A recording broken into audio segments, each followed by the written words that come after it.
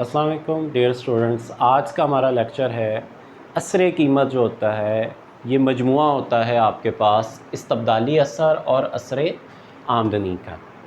तो इस टॉपिक को हम 3 हिस्सों में तकसीम करते हैं कि जब अशिया आपके पास नॉर्मल होती हैं, फिर नेक्स्ट हम इसी टॉपिक को डिस्कस करते हैं जब अशिया आपके पास घटिया होती हैं, और इसी तरह से हम नेक्स्ट उसके बाद थर्ड टॉपिक डिस्कस करते हैं जब अशिया आपके पास गिफन होती हैं। तो आज सबसे पहले हम जो टॉपिक डिस्कस करेंगे, असर कीमत बराबर है इस्तबदाली असर और असर आमदनी के, जबकि अशिया आपके पास क्या होती हैं, नॉर्मल होती हैं आपके पास। तो सबसे पहले आपके पास जो गिवन डाटा है, हम सपोज करते हैं कि इनकम आपके पास 10 है, प्राइस ऑफ एक्स जो है वो 2 है, प्राइस ऑफ वाई जो है वो 1 है, एक्स है कि आप 5 इकाइयाँ खरीद रहे हैं, वाई है कि आप 10 इकाइयाँ खरीद रहे होते हैं।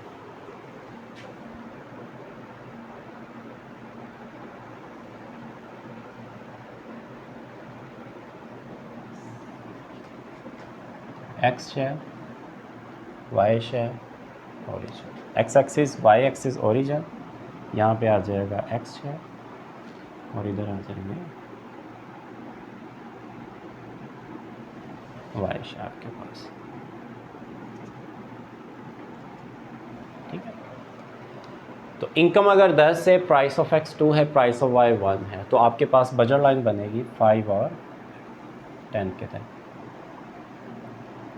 5x और ये बन गया आपके पास 10y। एक सारफ का जो तवाज़न होता है वो वहीं पर होता है जहाँ पर एक ऊंचे दर्जे का ख़त अदम तरजीह बजट लाइन के साथ ममास करता है। ये बन गया आपके पास E1 और ये नीचे बन गया X1। ठीक है, अब सबसे पहले हम डिस्कस करेंगे असर कीमत को, प्राइस फैक्ट को।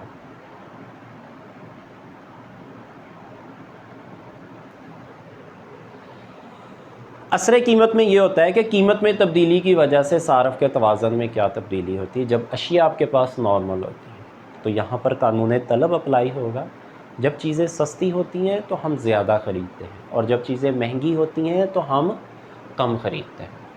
तो अगर हम सपोज़ करते हैं यहाँ पर प्राइस ऑफ एक्स जो है वो 2 से 1 हो जाए, तो यहाँ पर एक्स है कि कितनी इकाइयाँ हो जाएंगी, 10। तो बजट लाइन जो होगी वो शिफ्ट हो जाएगी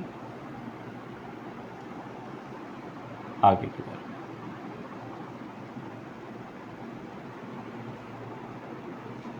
तो ये बन गया आपके पास 10x। तो जो तवाज़न भी जो होगा वो शिफ्ट हो जाएगा आपका आगे की तरफ। तो ये बन गया IC2, ये बन गया E1 E3, क्योंकि अभी E2 जो पॉइंट होगा वो बनेगा आपका जब आपने सब्स्टिट्यूशन फैक्ट बनाना है, जब इस्तबदाली असर, तो वो IC1 के ऊपर ही होता है। इसका मतलब 1-2 पॉइंट उसी के ऊपर बनेंगे, 3 जो होगा नेक्स्ट बजट लाइन पर, नेक्स्ट इंडिफरेंस कर्व पे बनता है वो। ठीक है, तो इसका मतलब है कि असर कीमत क्या बना आपका, E1 से लेकर E3 तक। तो अगर हम इसकी मेजरमेंट करते हैं तो ये बनता है OX3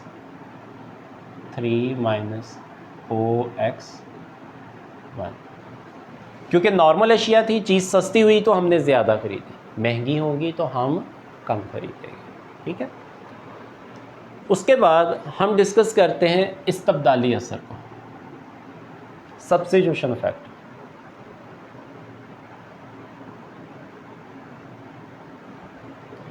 सब्स्टिट्यूशन फैक्ट क्या होता है कि जो सारफ होता है वो चाहता है कि पहले ही ख़त अदम तरजीह के ऊपर रहने को तरजीह देता है।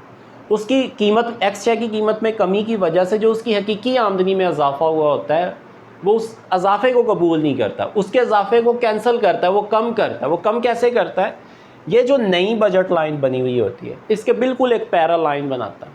वो पैरा लाइन जिस जगह पे IC1 के साथ में मास कर देती है वहाँ पर सब्स्टिट्यूशन फैक्ट बन जाता है आपका। तो हम एक ममास बनाते हैं यहाँ पे IC1 के साथ।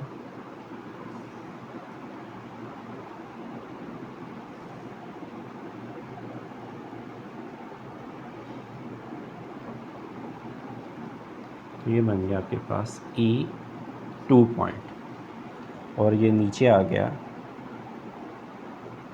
X2। हालांकि चीज़ सस्ती हुई है, उसे चाहिए था आगे वाले ख़त अदम तरजीह के ऊपर जाता है, लेकिन वक्ती तौर पर वो अपनी परचेजिंग को रोक लेता है, तो सिर्फ वो X1 से X2 तक आता है, यानी कि E1 से E2 तक। तो इसका मतलब है कि सब्स्टिट्यूशन फैक्ट कितना बन गया आपका E1 से लेकर E2, तो ओरिजिन से क्या बनेगी OX2 माइनस OX का 1। उसके बाद थर्ड है आपके पास असर आमदनी। असर आमदनी जो होगा वो आपको मजबूर करेगा कि चीज़ सस्ती हो गई है तो आप इस शय की मिकदार में क्या करें, इजाफा करें। तो जब आप इस शय की मिकदार में इजाफा करेंगे तो आपका जो तवाज़ुन होगा वो मूव कर जाएगा E2 से लेकर E3 तक। तो क्या बन जाएगा आपका इनकम इफेक्ट है आपका E2 से E3 OX3 माइनस OX का, ये बन गया आपका इनकम इफेक्ट बन गया। तो हमने प्रूव करना होता है कि असर कीमत जो होता है ये बराबर होता है इस्तबदाली असर और असर आमदनी के। तो हम अगर डाटा का इस्तेमाल करते हैं तो हम यहाँ पर सपोज कर कोई सी भी अपनी वैल्यू X1, X2 और X3 की जगह पे कोई सा भी डिजिट आप रख लें तो आप देखेंगे कि आपका प्रूव हो जाएगा कि असर कीमत जो बराबर होता है इस्तबदाली असर और असर आमदनी के मजमूए के बराबर। सपोज़ करें X1 जो है वो आपके पास 2 है, X2 जो है वो आपके पास 3 है और X3 जो है वो आपके पास 8 है। ठीक, फॉर्मूले के अंदर वैल्यू पुट कर दें। X3 आपके पास क्या है 8 और X1 आपके पास क्या है 2। 8 माइनस 2 6। प्राइस फैक्ट कितना आ गया 6 आ गया आपके पास। सब्स्टिट्यूशन फैक्ट कितना है X1 से X2, X2 क्या है आपके पास 3, X1 क्या है 2, ये 1 आ गया आपके पास। और इनकम इफेक्ट में क्या है X3 कितना है आपके पास 8 माइनस, और आपके पास X2 कितना है 3 है, 5 आपके पास। तो इसको फार्मूले में आप पुट कर दें कि जो प्राइस फैक्ट होता है वो बराबर होता है substitution fact plus income effect के। तो प्राइस फैक्ट आपके पास कितना है 6, सब्स्टिट्यूशन फैक्ट कितना है आपके पास 1, इनकम इफेक्ट आपके पास कितना है 5। तो ये क्या हो गया 6 इज इक्वल टू 6। तो ये प्रूव हो गया कि असर कीमत जो होता है वो बराबर होता है इस्तबदाली असर और असर आमदनी के मजमूओं के बराबर होता है, जबकि अशिया आपके पास जो होती है वो नॉर्मल होती है। तो अगर हम यही चीज़ डायग्राम के अंदर ज़ाहिर करना चाहें तो क्या बनेगा X1 से X2 से, ये था आपके पास सब्स्टिट्यूशन इफेक्ट, और X2 से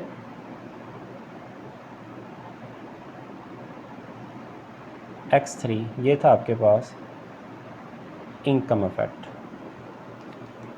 और E1 से E3 यानी कि X1 से X3 आपके पास क्या बन गया, ये सारे का सारा बन गया प्राइस इफेक्ट आपके पास। तो स्टूडेंट्स आज का हमारा लेक्चर यहीं तक है। नेक्स्ट टॉपिक के अंदर जो होगा वो हम ज़रूर पढ़ेंगे इंशाल्लाह। आपके पास घटिया अशिया होंगी और साथ में गिफन अशिया होंगी। तो अपना ख्याल रखिएगा। अल्लाह हाफिज़।